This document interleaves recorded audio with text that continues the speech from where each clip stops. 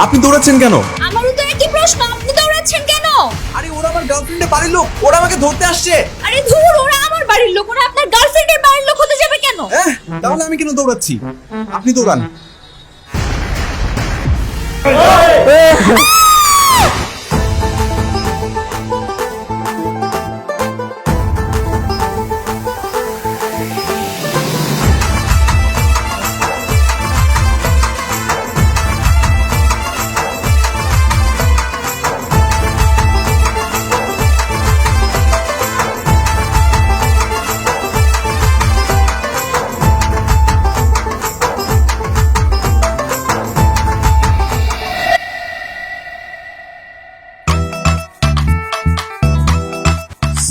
Sorry, my mistake. হ্যাঁ, বেচারা, উনিও নিশ্চয়ই আমার মতো বিয়ের আসর থেকে পালিয়ে আসছে। দেখে তো মনে হচ্ছে এও আমার মতো বিয়ের আসর থেকে পালিয়ে এসেছে। একই কেস নাকি?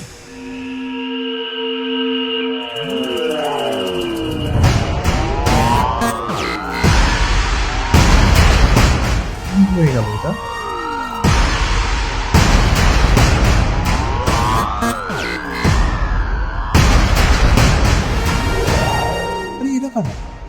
আমার দিকে এরকম তেড়ে আসছে কেন? নিশ্চয়ই আমার গার্লফ্রেন্ড বাড়ি থেকে পালা থেকে ধরা খেয়েছে। ওর বাড়ির লোক আমাকে ধরতে আসছে। চাচা, আপন প্রাণ বাঁচা।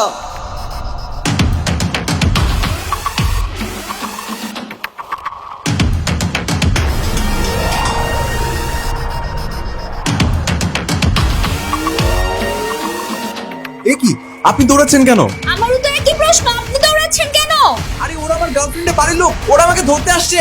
আরে ধুর, ওরা আমার বাড়ির লোক, ওরা আপনার গার্লফ্রেন্ডের বাড়ির লোক হতে যাবে কেন? তাহলে আমি কেন দৌড়াচ্ছি? আপনি দৌড়ান।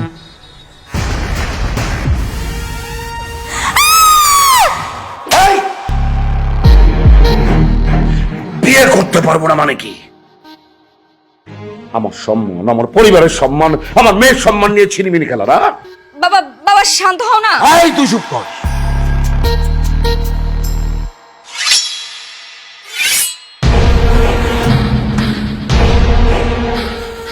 আমার পরিবার, আমার বা আমার মেয়ের সম্মান নিয়ে ফাজলামো একদম কেটে কুচি কুচি করে মাগুর মাছ দিয়ে খাওয়াবো।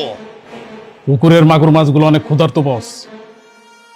ওকে নজরদারির মধ্যে রাখবি যাতে করে বিয়ের আগে ও কোনোভাবেই পালাতে না পারে। তোরে এমন কড়া নজর রাখবো যে এই বাড়ির বাইরে তুই যাওয়ার কোনো ক্ষমতা রাখবি না। এই এই, ওকে এত কড়া নজরদারিতে রাখতে হবে না। ও এই বাড়ির হবু জামাই, ওকে সম্মানের সাথে রাখতে হবে। আরে কি আশ্চর্য, আপনি আমাকে এখানে এইভাবে টেনে আনলেন কেন? আরে আপনি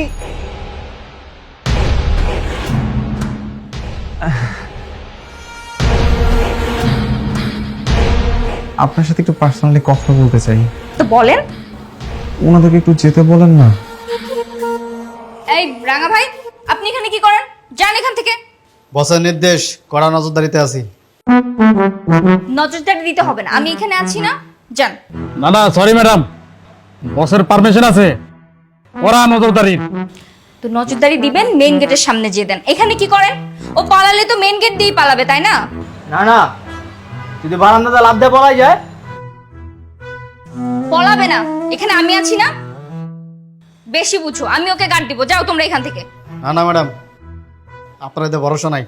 তো কি করবেন? আমরা হবু স্বামী স্ত্রী এখানে দাঁড়ায় কথা বলবো আর আপনারা সবাই শুনবেন দাঁড়ায় দাঁড়ায়। তাই না, খারাপ আছিস কেন? পার্সোনাল কথা বলবে। আয়।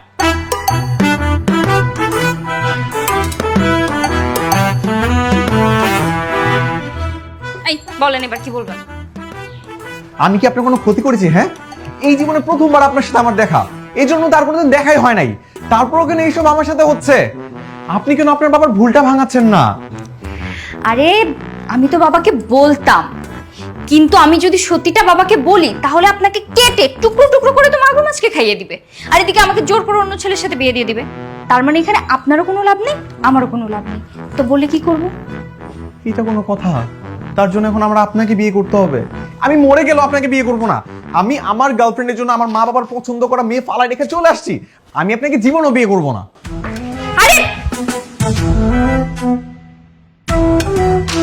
এই যে মিস্টার, আপনার কি মনে হয় আমি কি আপনাকে বিয়ে করার জন্য বসে আছি? হ্যাঁ, আমারও বয়ফ্রেন্ড আছে। বয়ফ্রেন্ড আছে সে কথা সবাইকে জানাচ্ছেন না কেন?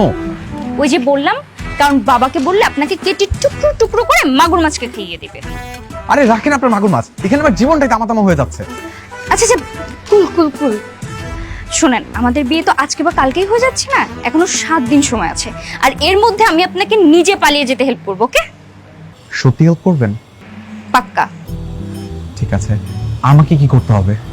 আপনার শুধু একটাই কাজ করতে হবে, আপনি সবার সাথে নাটক করে যাবেন যে আপনার আমার খুব ভালো বোঝাবুঝি, আর আমি আপনার পালিয়ে যাওয়ার সুযোগ খুঁজি, ওকে? আসি। এই শুনেন না, আবার কি?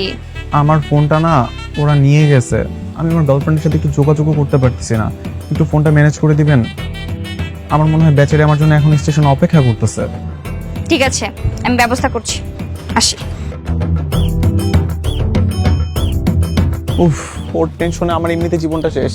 কি যে করতেছে, আর আমি এখানে আটকানো।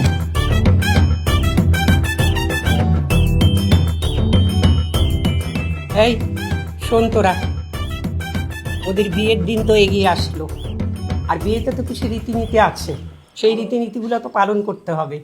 আচ্ছা দাদিমা, আপনি শুধু বিয়ের রীতিনীতিগুলো আমাদেরকে বলেন, সেই বিয়ের রীতিনীতিগুলো জামাইরে কিভাবে মানায় নিতে হয় সেই দায়িত্ব আমাকে বলেন আপনি। তোর দাদা বেঁচে থাকলে তো অনেক কিছুই করতো, এখন তো কমে গেছে সব। আচ্ছা দাদিমা, এই খাওয়ার সময় কোনো রীতিনীতি নাই? থাকবে না কেন, অবশ্যই আছে। কি রীতিনীতি? হবু জামাইয়ের এটোটা হবু বউ খায়,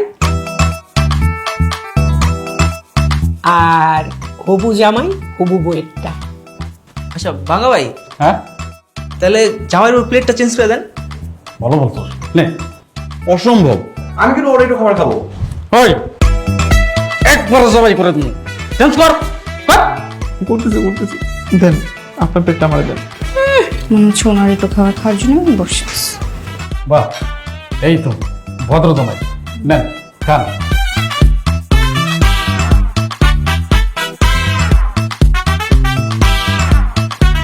দাদিমা, শুধু কি জামাই বউয়ের এটো খাবার খায়, বউ জামাইয়ের এটো খাবার খায় না?